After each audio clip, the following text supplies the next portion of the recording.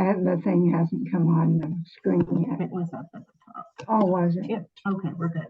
Okay, thank you so much. You're Kim, right? Yes. Okay, thank you so much. You're welcome. Just disregard those pop-ups. Okay. Okay.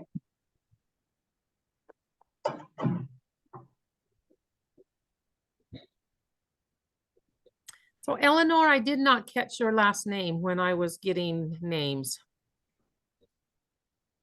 My last name? Your last name? Yeah, Wasilewski. Wasilewski.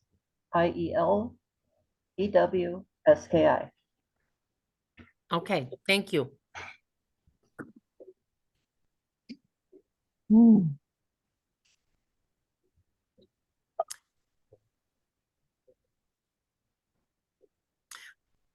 Boy, you're a quiet bunch today. Since we can't see Loretta, is her camera on? They said they couldn't put it on. I can't remember what she called it. Okay. Oh.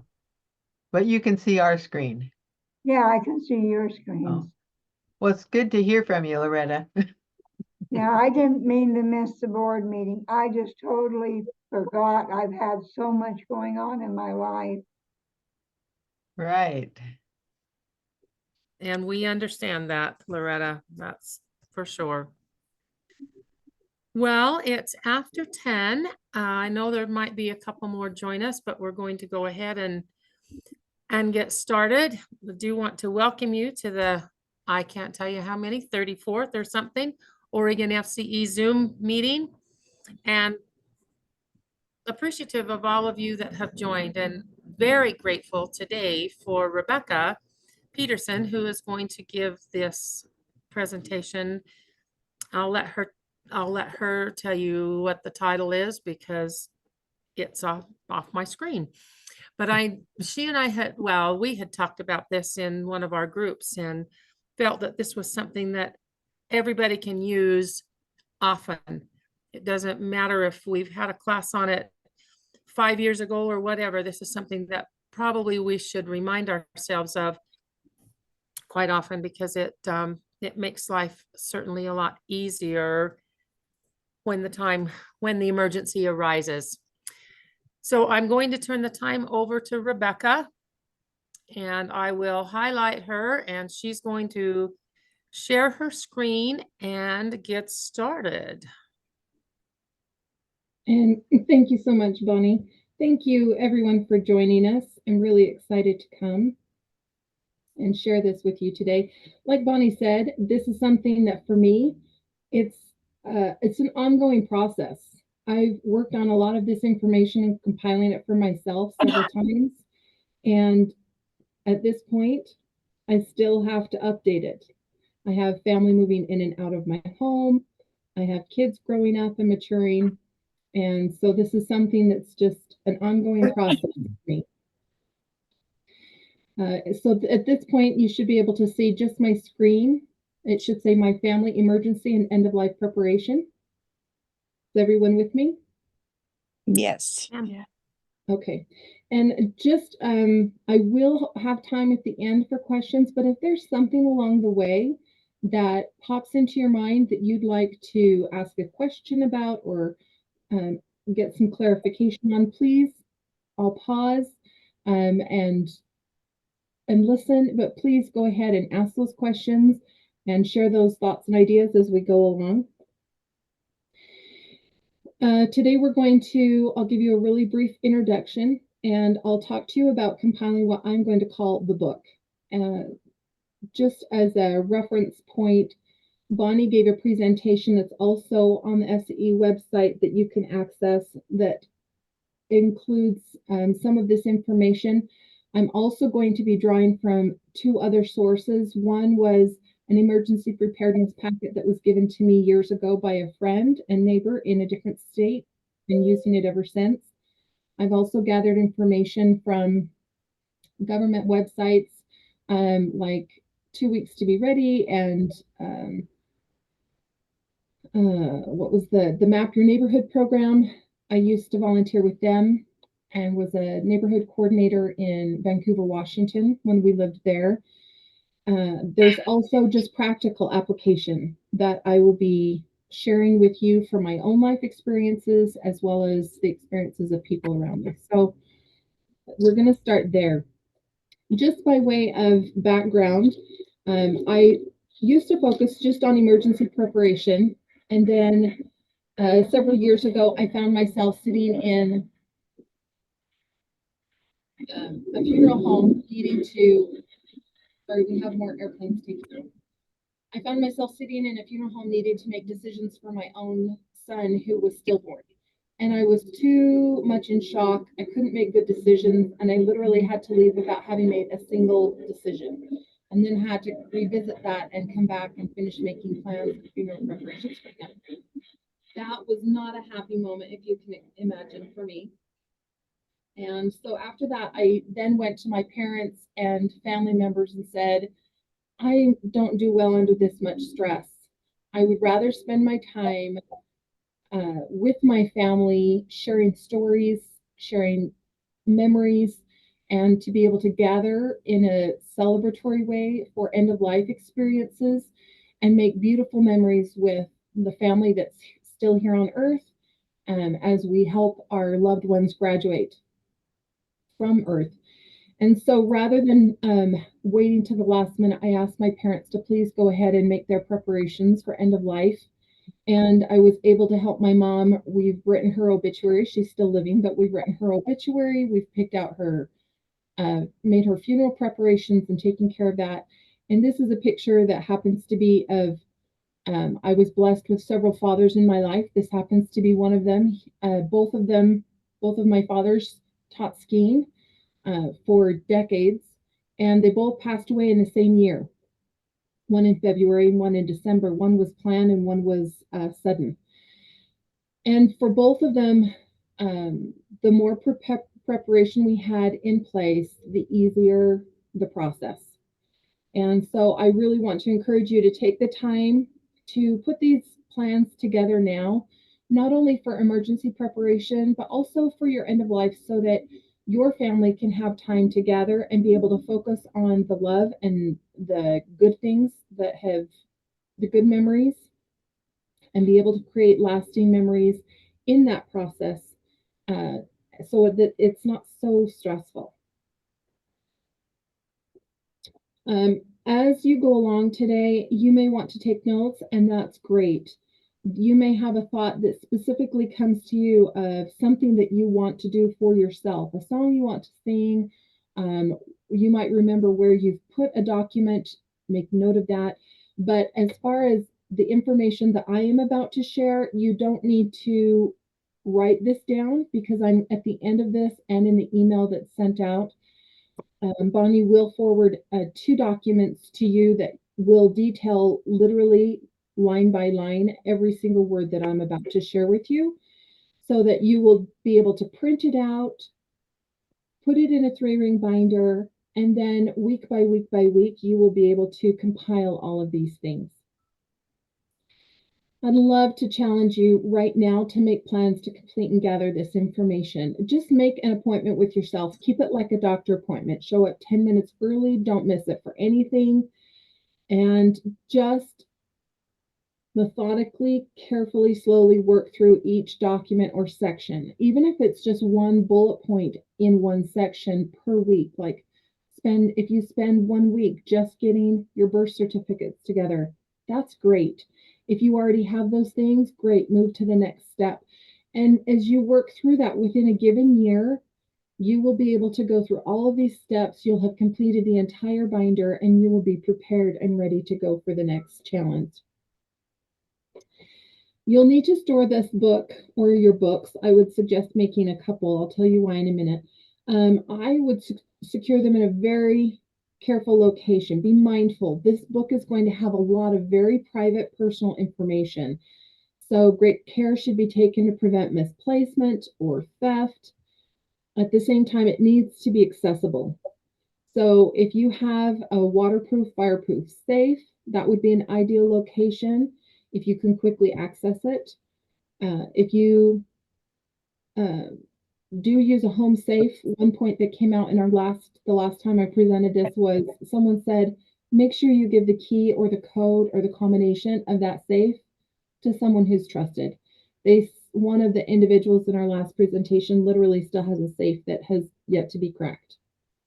So do share that information with someone, whoever that is, or make it accessible. Another idea is you can send a copy of this information out to a different location to someone you trust. And for us, in case we had a catastrophic fire here, we are in a dry environment, we are close to California, we have had massive fires sweep through here in the last decade. If my house burned down and I only had my copy here, it would do me no good.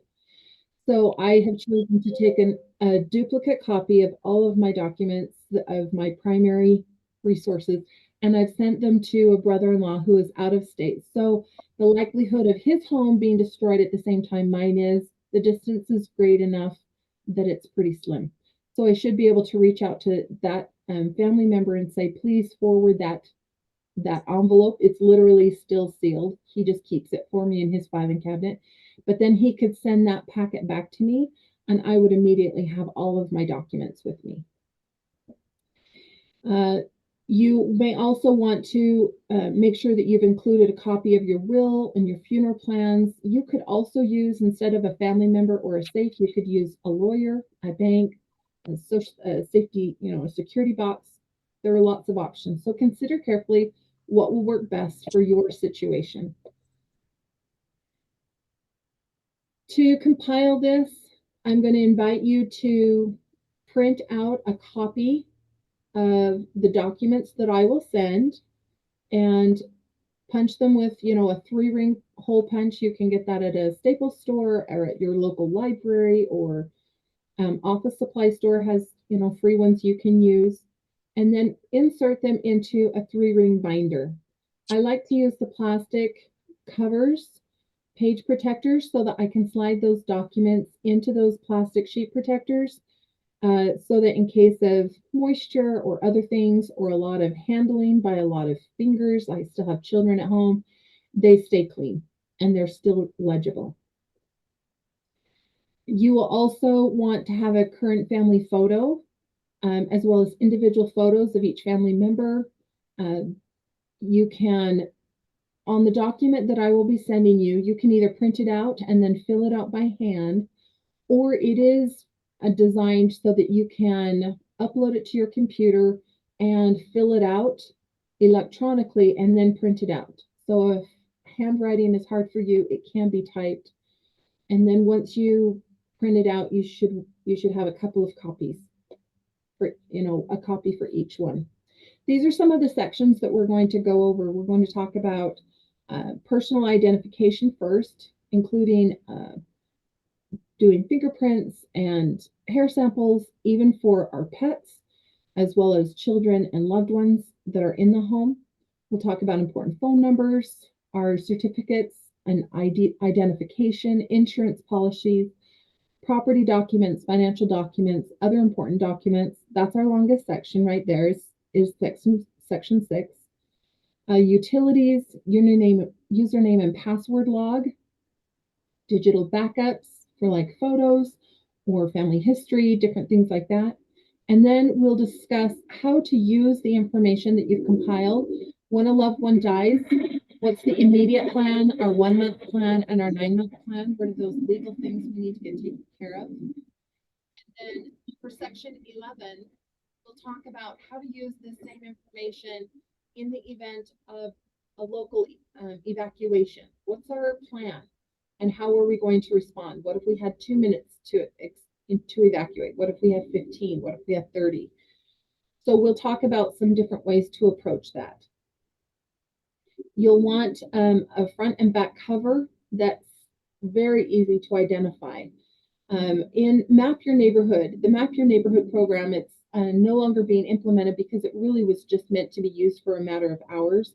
And as we know from watching the news, when there's a disaster, the impact is far more extensive and longer in duration than a few hours. And so that's one reason why the state of Oregon and Washington have switched from Map Your Neighborhood to the 2 weeks, be 2 weeks ready, so that you're self-sustaining for an extended amount of time. But in that program, they suggested that you have a box under your bed, like just a shoe box is fine, with a sturdy pair of shoes, a flashlight, and a hard hat, because the number one injury after the majority of incidents are cut feet.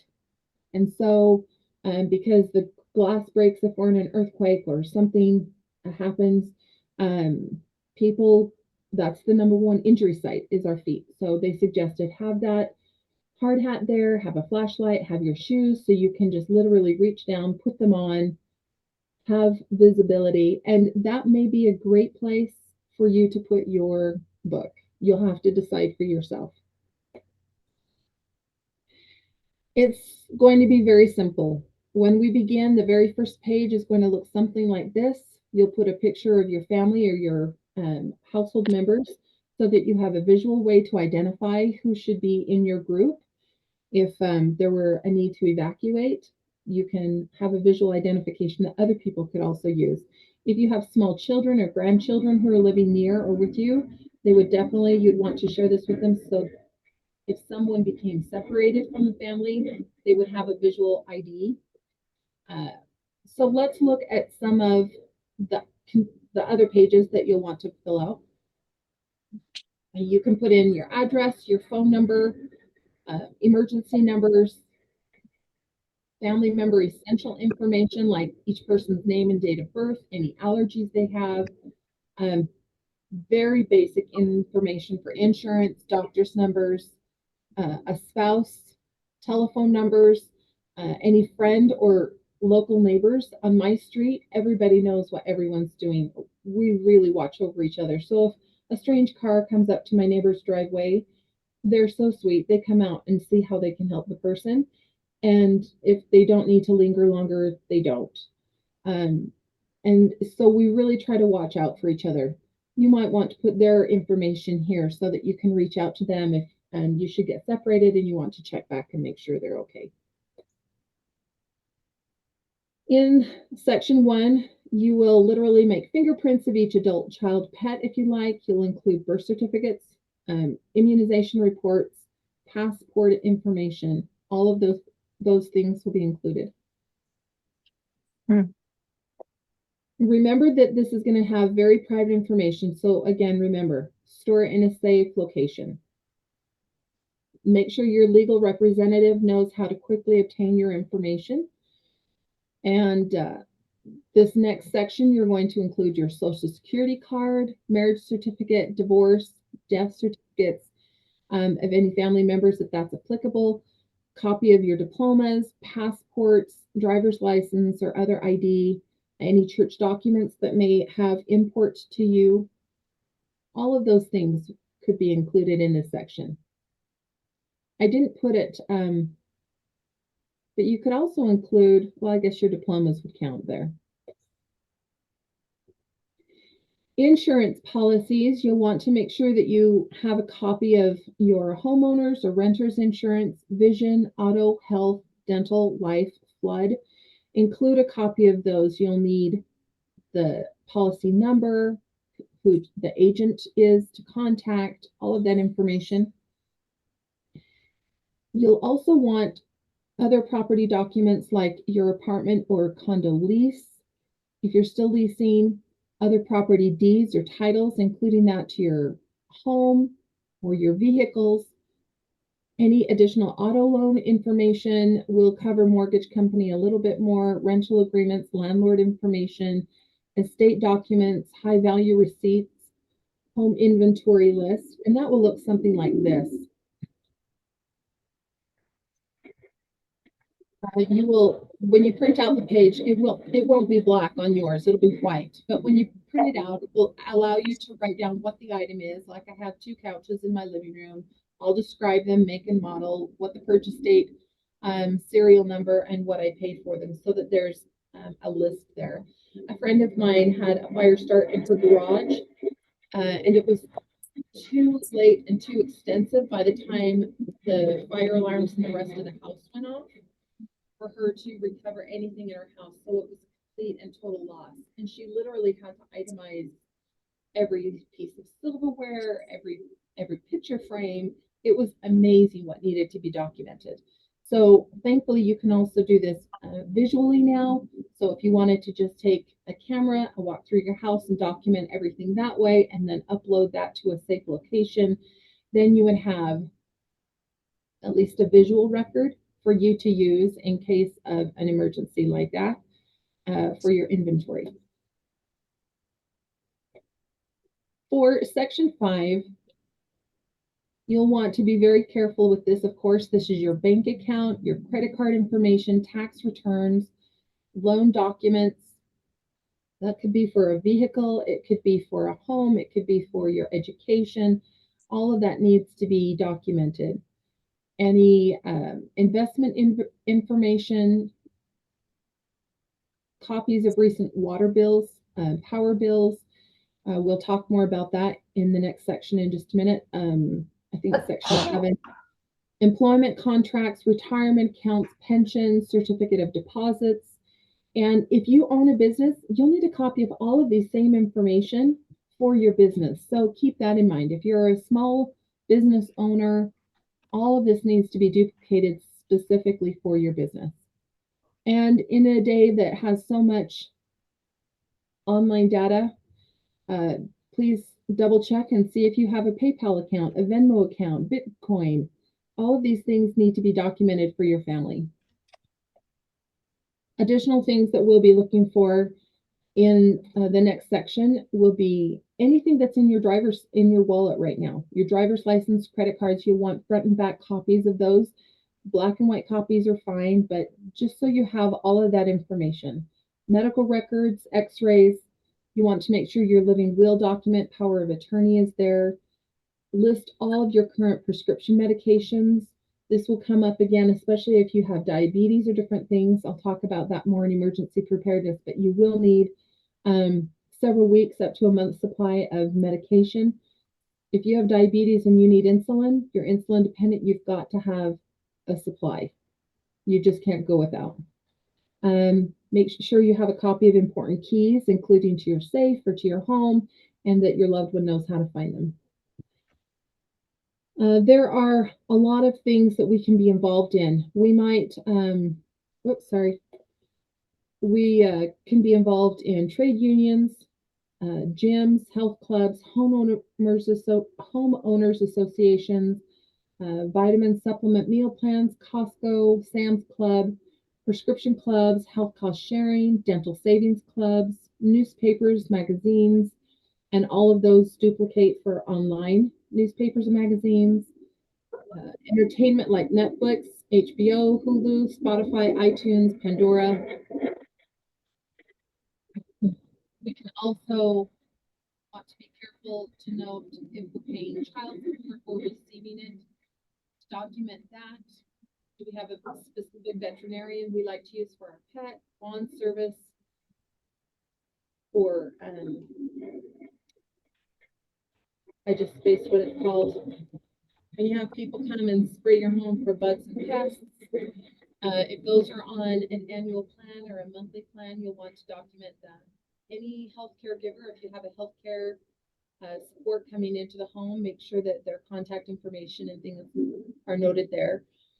Any physicians, specialists, college classes, hobby clubs, home security systems, things like Amazon Prime, online gaming, online photo and data storage. Your family will want to know how to access that so that they can compile it and preserve that. If you are paying fees for things like your antivirus for your computer, other subscriptions can include Microsoft Office or Adobe, QuickBooks, Dropbox, Steam, Xbox Live, Birchbox, other entertainment or streaming, niche website subscriptions, like if you have monthly pet or other supplies delivered.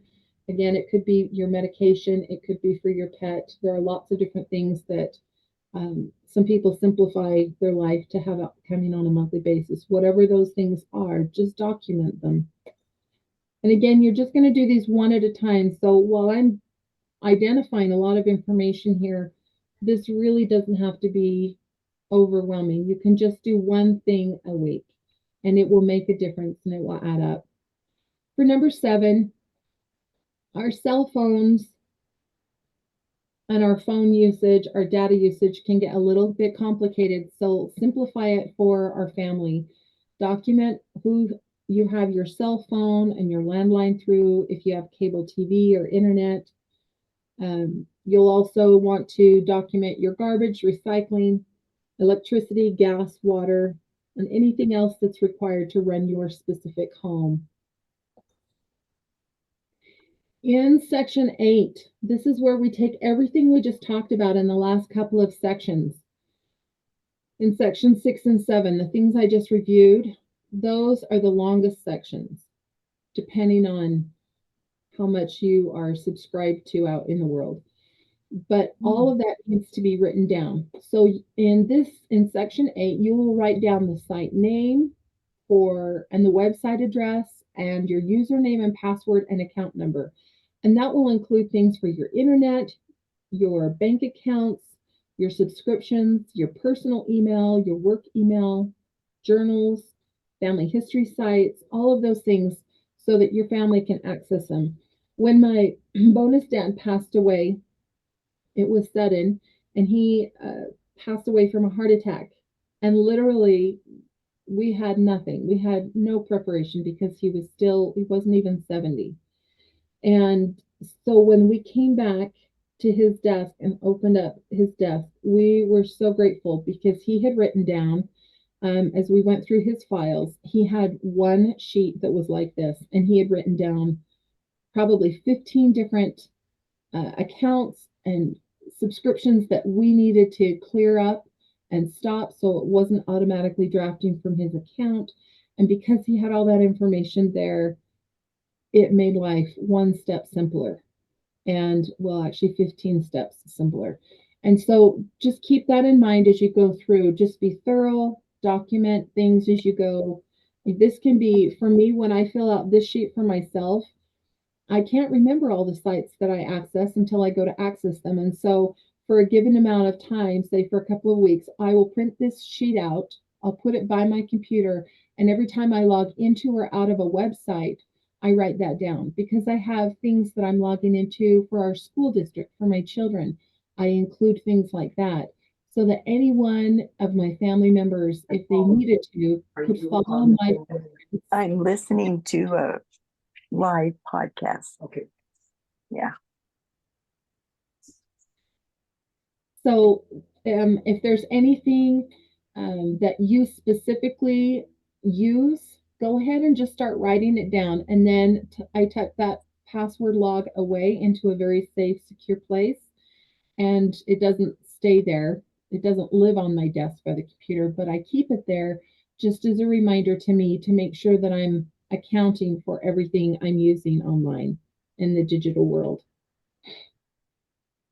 You may find a better way to do it than that, and that's fine. Do what works for you. Also, in this digital age, we can have an electronic footprint all over, and that includes videos. It includes documenting our lives. I still have the old V8s that my grandfather filmed of us as children and of his own children way back in the day. Those can all be digitized, and then those can be shared with your family. So that could be a project that you work on, and that would make great Christmas gifts for the next 10 years. It would just be awesome. But if you make those and compile those into a meaningful way where they can be accessed and shared, not just after you're gone, but here and now, it's a great way to build family memories and to really strengthen our relationships as we share our background and history. Be sure to remember those usernames and passwords for each of these accounts. Pardon me. So by this point, you should now have an assembled copy or 2 or 3 of your personal documents. Now let me share some of the ways that we can use them. In the event that a loved one dies, we can follow these checklists just to help us complete the necessary steps. As soon as we find out that someone has died, we will immediately want to notify family and friends. We'll want to notify our employer of our absence, if applicable. We'll want to access those key documents. That could be all combined in this book. And just for your reference, remember this is meant to work for you. So if you don't like 3-ring binders and you prefer something like an accordion file, you can also use one of those, but you need it to be structured and in order and easy to access and easily portable because you're going to take it a lot of places. Again, you'll want to make sure you these things are already included in what I've mentioned before, but for this first initial part, you'll want to make sure you have a copy of the will, social security card, driver's license, or other government ID, marriage and birth certificates, insurance policies. You want to contact your life insurance policy as soon as possible because they can coordinate with the funeral home to cover the funeral expenses. There are deeds and property titles, automobile title and registration, stock certificates, honorable discharge papers for a veteran, income tax and W-2 forms, your most recent ones, mortgage loan information, monthly bills, checkbook, and credit cards. So again, all of those things we've already talked about in the previous section. So if you're able to just pick up the book, you have what you need.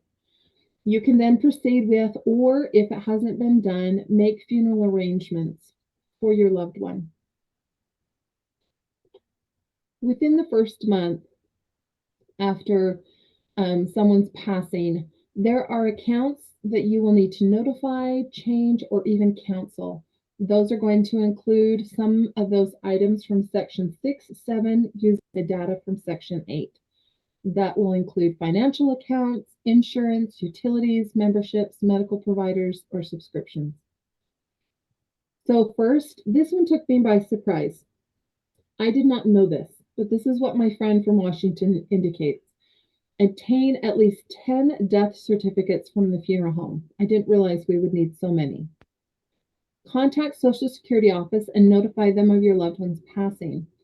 There is a one-time death benefit to surviving spouses of $255. That may have changed since I compiled this information, but most recently, that's the information I have. Let me try that again.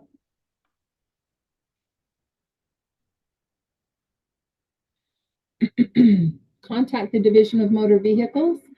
Cancel license and voter registration to avoid identity theft. You will want to monitor the credit report to check for identity theft.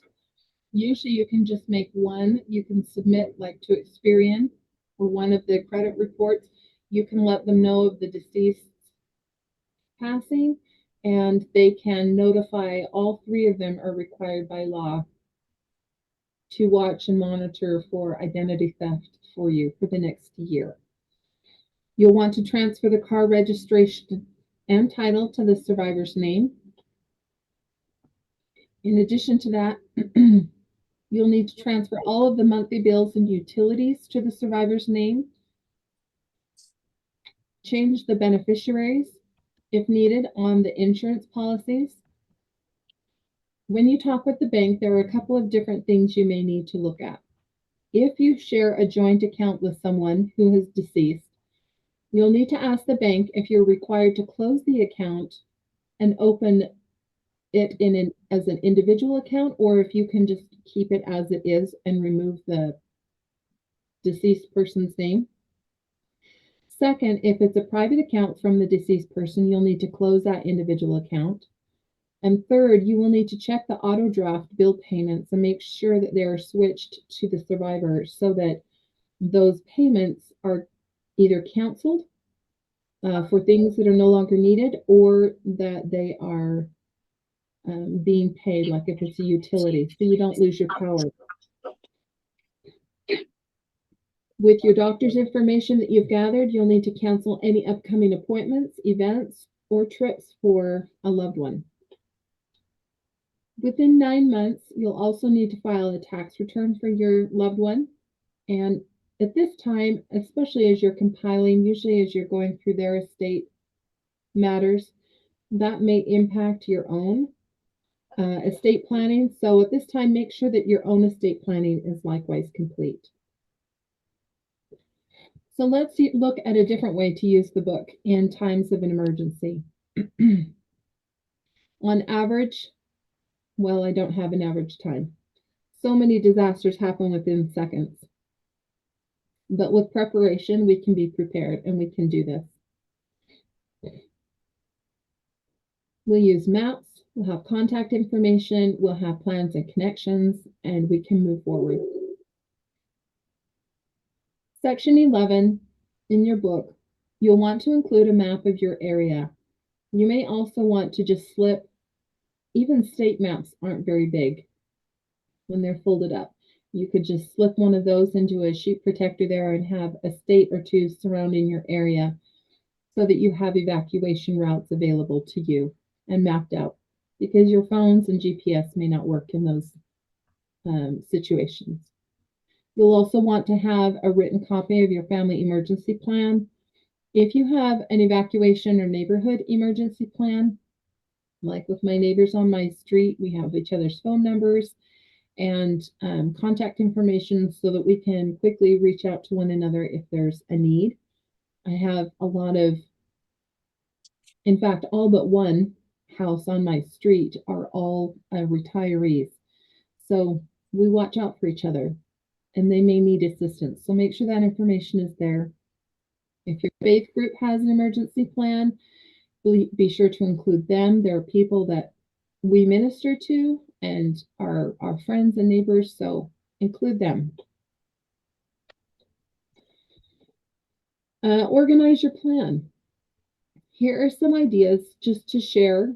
And remember, this might seem like a lot right now. You're only going to do this one step at a time. So as you consider this, just start at the beginning of your book, and by the time you get to this step, you'll be able to be prepared.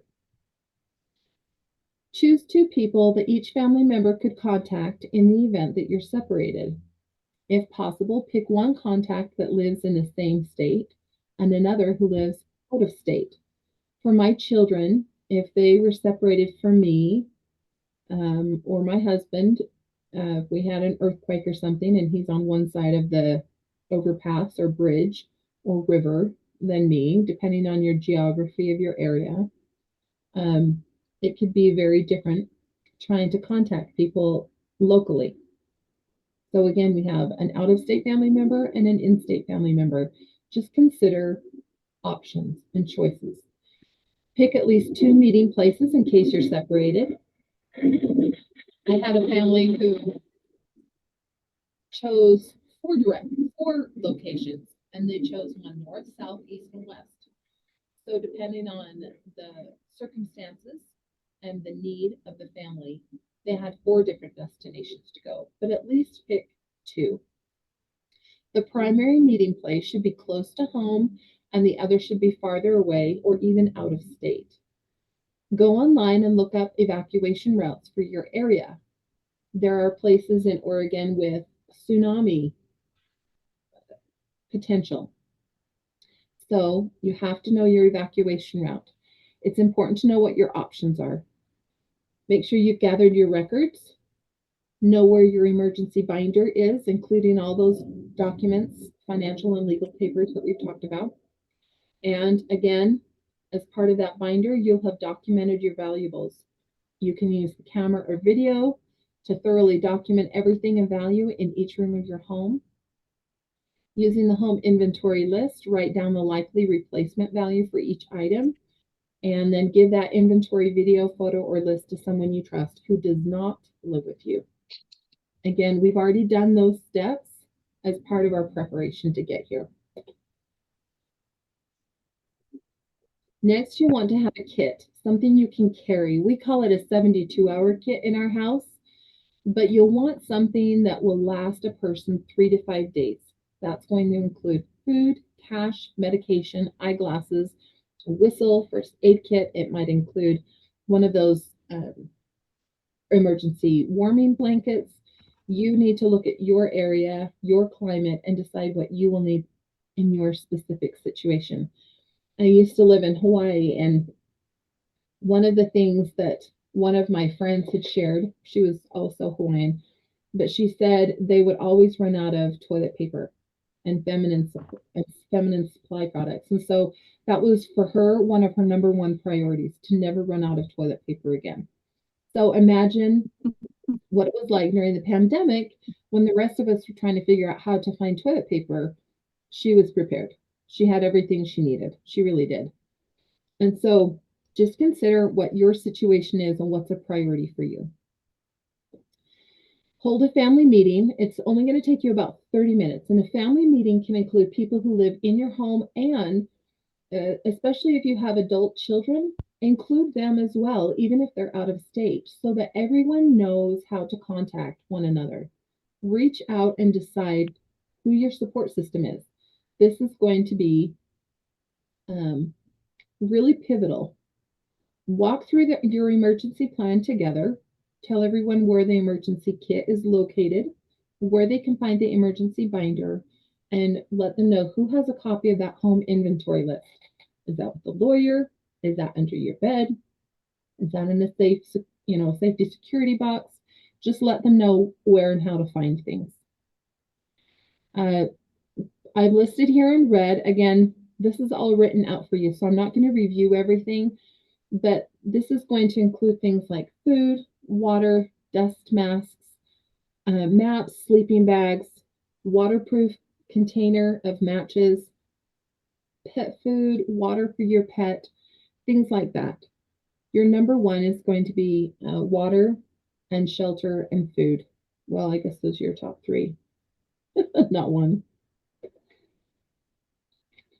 When you have your emergency plan, you'll have, these are sheets that will be included for you to use. You'll be able to have your contact name, one in state, one out of state, and then your 2 meeting places. You'll want your husband's work, the mother's work, school locations, other places that you frequent if there's a daycare or a place where you're spending lots of time. Include those phone numbers and addresses and decide where the vacation or where the evacuation route would be. Make sure everyone knows who to call and where to meet in case of an emergency. You'll fill out each one of these little cards. You can laminate them if you'd like so that they're not ruined.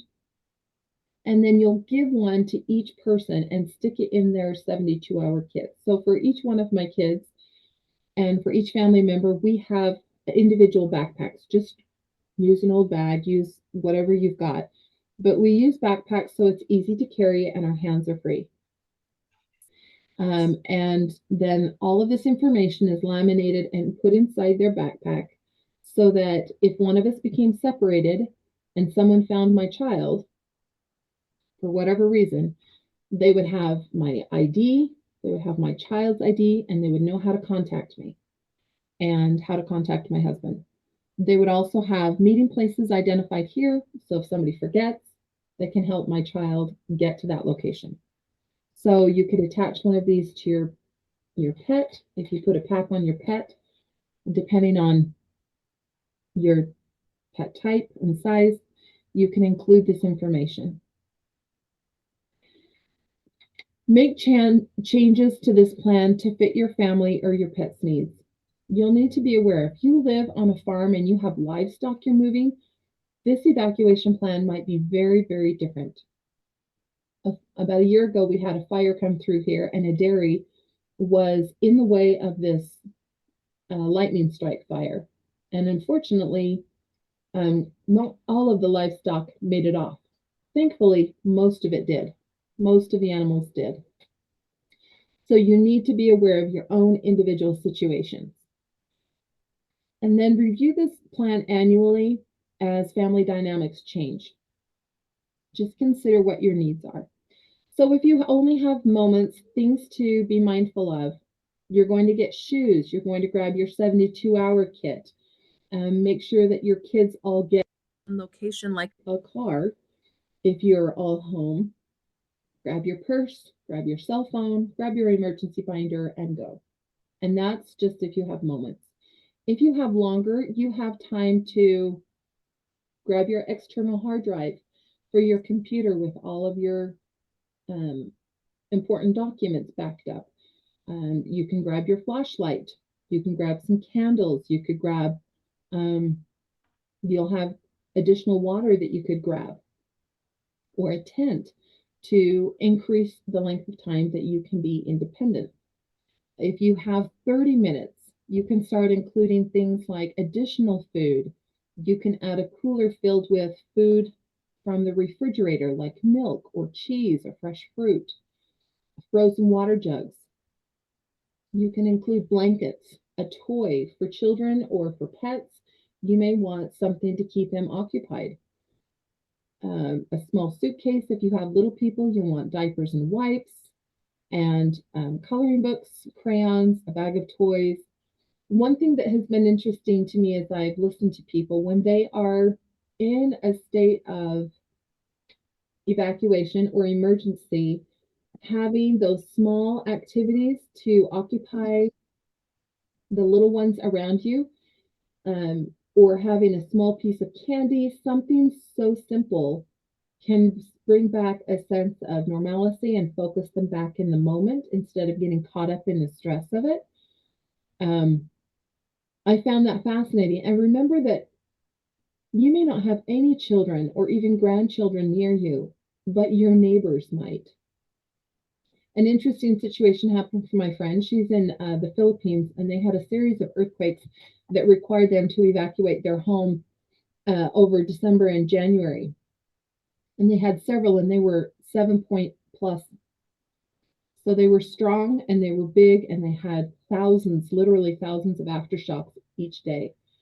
And she found herself, even though she has no small children, she found herself evacuating into a local church and coming up with games and toys and different things to play with all of the children with whom she was meeting with. And they were there for about 2 to 3 days each time. And so suddenly, instead of being isolated, she was able to use her preparation to help the people around her to cope better in the situation they were in. So just be mindful, be thoughtful, and God guides us. He'll help you know what to do for your particular situation. You may be able to take books, a DVD player, have extra blankets, a camp stove, additional food. In this list, I'm just going to put out something right here.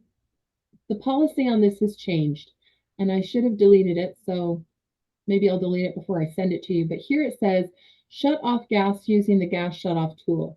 The policy on that has actually changed. We are not to shut off the gas except in case of an actual leak. If you smell the gas, shut it off.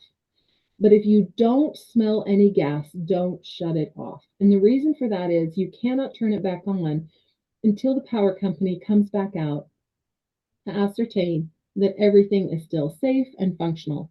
So unless you smell it, don't shut it off. That's the new policy. So otherwise, you could sit there for a long time waiting for the gas company to show up. Also, consider if there's something else that you might want to add to your personal list. If there is additional time, you might want to grab some of the following things like a laptop, a camera, a photo album. Do you have any journals that are or books or art or a gift from an ancestor? Think carefully what would be most meaningful to you. Include a variety of situations, and just decide what would be of greatest value for you. I just want to thank several different people here for helping me compile this information. I've already mentioned some of them. Bonnie Teeples has her FCE presentation of some of this material already that you can go and access. Also, she was using the resource from Marilyn McMillan Stratford called After I'm Gone. That was a great resource. Also, I am going to share a bunch of information specifically aimed toward planning of a funeral, an end of life specifically funeral preparations. I didn't cover a lot of it here. And that information was given to me by the Ellsworth Ward Relief Society in Vancouver, Washington. And I've also been given and have compiled emergency preparedness documents from friends and neighbors, Map Your Neighborhood, and government programs like the 2 weeks to be ready from the state of Oregon. So thank you to all of those resources. I'm sure there are others that you may have that could be helpful. If you're prepared, you will not fear. And so I would like to invite each one of you to take the information that I've shared today, prepare yourself, prepare your family for your future, and enjoy your time together. Enjoy the peace of mind and enjoy the opportunities you have to draw closer together and make memories with one another that are meaningful. And I share this with you and say thank you for your time.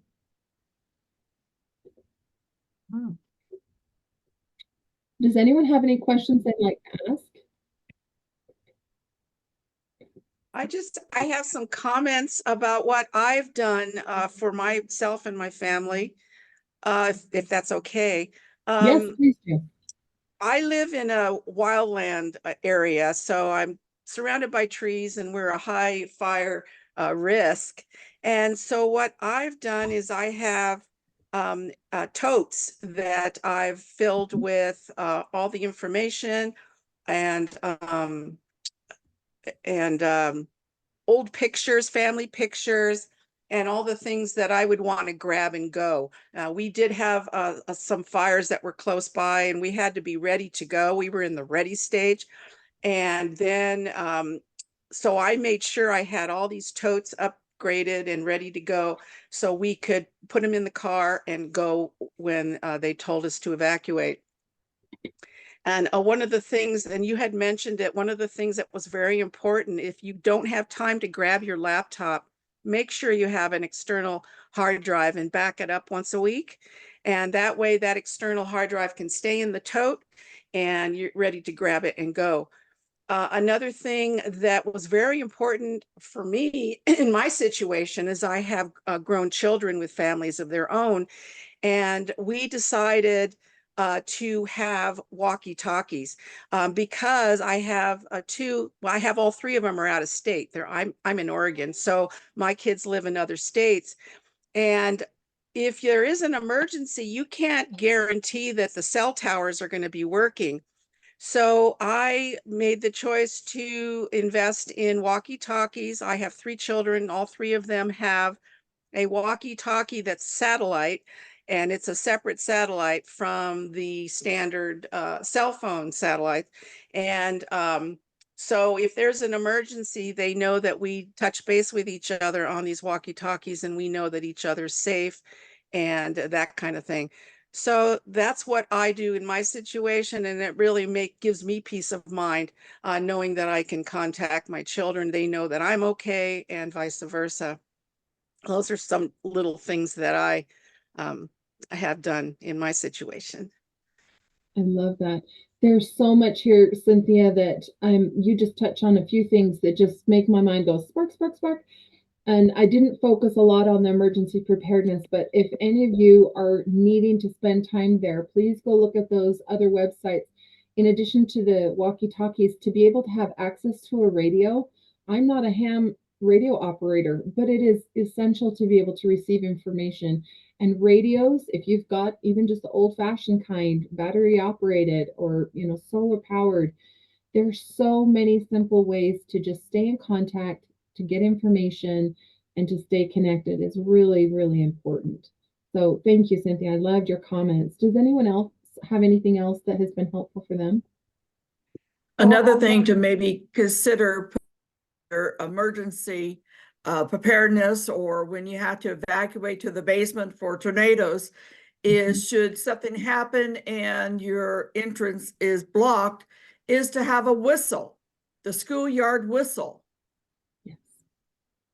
Yes, all of my kids' backpacks have a whistle.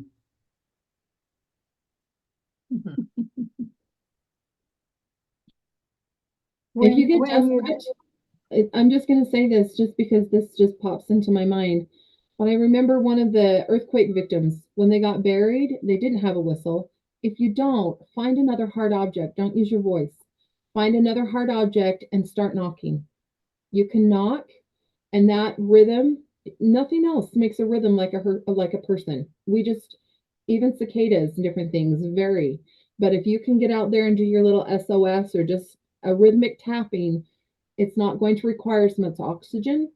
You can use your tapping to notify people of where you are. None of us are ever There, but in case, Yeah, just in case. just in case. Yeah. Thank you, Rebecca. Does anybody else have any other comments? I know Faye had a couple on the chat that we addressed. She mentioned that, your pet could be microchipped, but make sure you register the microchipping. And make sure that on the bank accounts, if that your name's on the signature card, if it's a joint account, so that people can access that money. Then we had Francis mentioned that it was an excellent presentation, and Eleanor said very thorough and thank you, very important. So great presentation. So I appreciate comments, and I appreciate y'all being here for Rebecca's presentation. Any other So comments? I had a question about when's this presentation going to be available for us? Because I would like to print this out ASAP. Well, Scott will have, as soon as this is over, I will get the recording. I have to download the recording, and then Scott, when he gets home tonight, can get it on the website. Whenever she gets us the handouts, they will be put on the website right with the tab right by the presentation. So Cynthia, I'm certain that it'll be there within a week. I will Okay. tell you, we have all of our kids coming home this weekend. So you might want to give him through the weekend to get it done.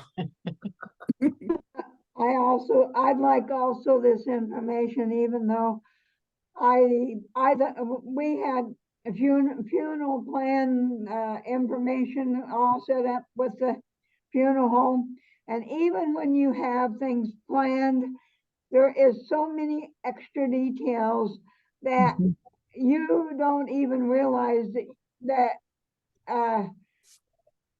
you have to fill in a lot of things that, like Rebecca was saying. You're right. You're right, Loretta. There's just things that pop up. So if you can have the basics ready, at least you'll be that far ahead. Well, we went through this 4 different times, one in 72 and 2017 and 2020, and now in January with my husband. So anyway, but I'd sure like to have this information too. And I didn't get the last month's lesson either. So Loretta, I'll make sure that we send a copy of all the handouts to your email. Okay, the one at the OSU. Okay, at the OSU one, I'll do that. Yes. We'll make sure it Because gets there. if you send it to the library, I can't afford to print it out because it's 25 cents a copy. Okay, we'll make sure that it goes to your OSU email. And if he sent it to the library on the last one, I can't have it printed out because I can't afford to do it. Sure, okay. I'm making it out so I won't forget to let him know. Let me just show everyone really quickly what they're going to look like. There are about 15 pages of, let me see if I can get my camera to focus on it. No. Back Nope, farther. not gonna. There. There we There, go. that's better. This document, when it comes to you, I apologize. I scanned it, but apparently I scanned the entire thing upside down. But don't worry, just print it out. You can turn it right side up when it comes to you. This is about 15 pages. When Loretta talks about a lot of small details for a funeral, it's a lot of small details. So there's a lot of information. And again, this is specifically using the laws and data coming from Washington, but in my state, it doesn't vary. So it doesn't vary a lot. So there's a lot of information here that can be useful specifically for funeral planning. That would be helpful. And then your binder information, when it comes, it'll come out black and white. I can hold it. This is going to be your emergency binder, and this is like the front page. So you'll put the picture of your family or your pet or whoever's in your household here, and then share that. And this can all be shared. And then you'll open up and it will give you like a section. This is section 4. I'm sorry, it's so blurry. Anyway, it'll just tell you what to put in this section. So you put in those plastic page protectors and put all those documents in, and then go to your next section, and then put all the documents in, and then go to the next section. One thing that I realized when Marilyn Thompson passed, the coloring that they had for her, the wreath on top of her casket, just absolutely fit her on coloring, and the pinks and the purples. And one thing that might be something a person wants to write down is like favorite flowers, preferred colors of flowers, your favorite colors even. That's a good idea, Loretta. A person may not think of that. I hadn't really thought a great deal of that until I went to Maryland's memorial on the 8th of March. That's a good thought. Francis, go ahead. Oh, yes, I wanted to add, I guess, 2 things for Rebecca to consider adding as emergency preparedness. Here in Hawaii, again, I went through 2 hurricanes, and I guess filling your gas tank, if you're notified in advance, your gas tank, for your car so that you can move around, and also having a small stash of money in smaller bills. That also helped us to survive. And I really appreciate you saying something about the children, because my children, my son was only 2 years old when we went through a Category 4 hurricane. And yeah, distracting them or having fun activities so that he's not, stressed out about, well, mom and dad running around like crazy people. Anyway, but thank you so much for adding the children in. Our community, as we rebuilt after our large hurricane, we came together and we built a playground for the children, and we involved the children in doing mosaics, participating in the actual design of the playground.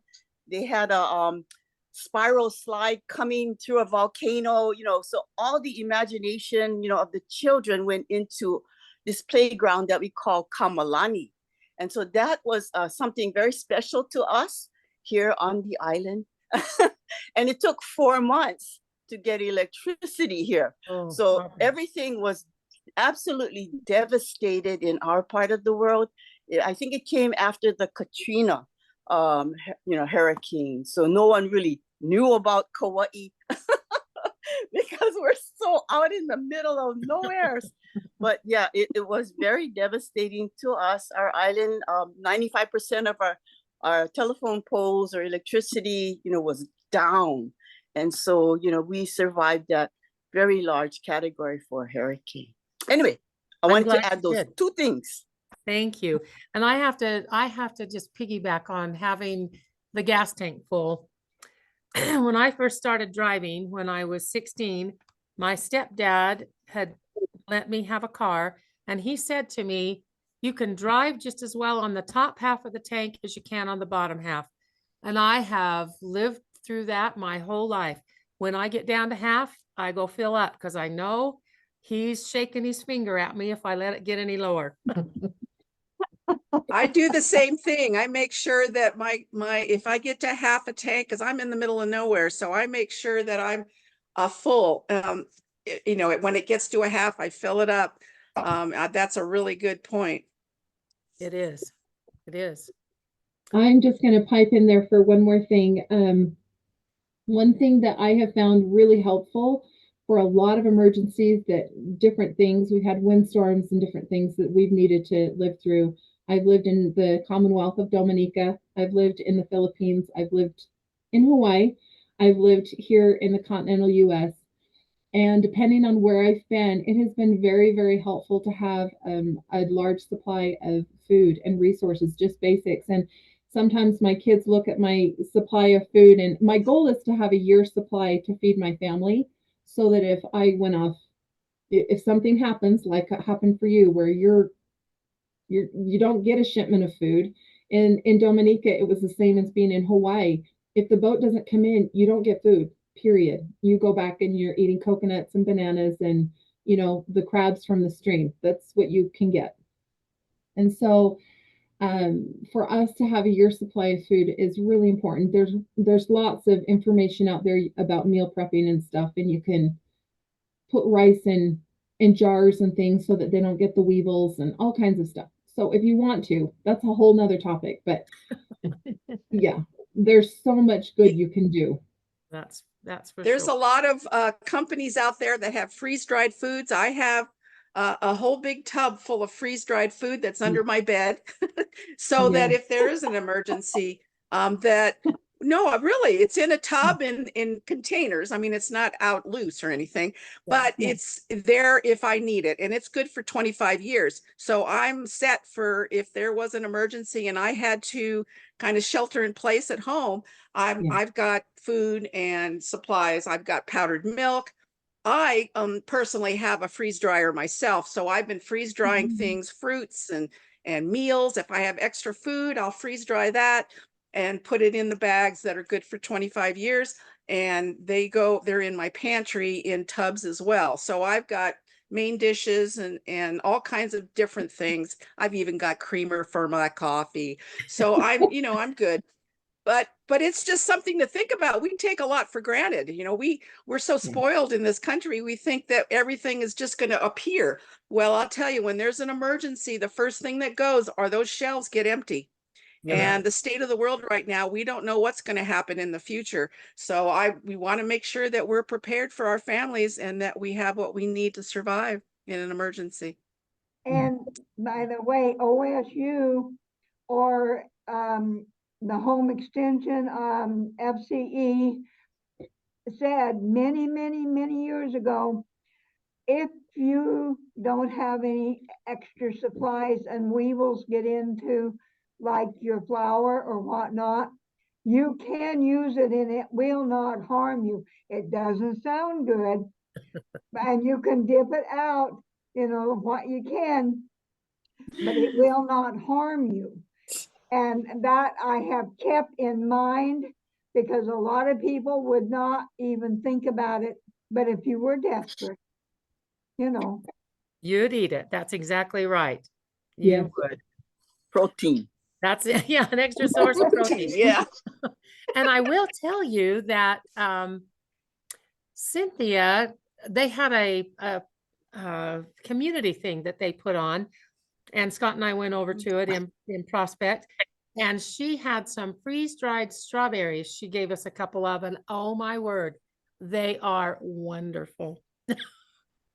Just Yeah, wonderful. my favorite is the mango. I love the freeze-dried mango. So Oh. good. And they're good to snack on. It's just a good snack, but it's Sure. mostly for emergencies. Yeah. Yeah.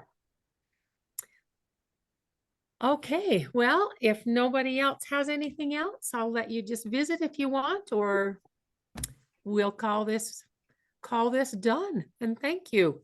Thank you to everyone. And Thank Rebecca, you. Thank you. This was great. I want This to was wonderful. Thank you so much. Good catch up. Bye-bye.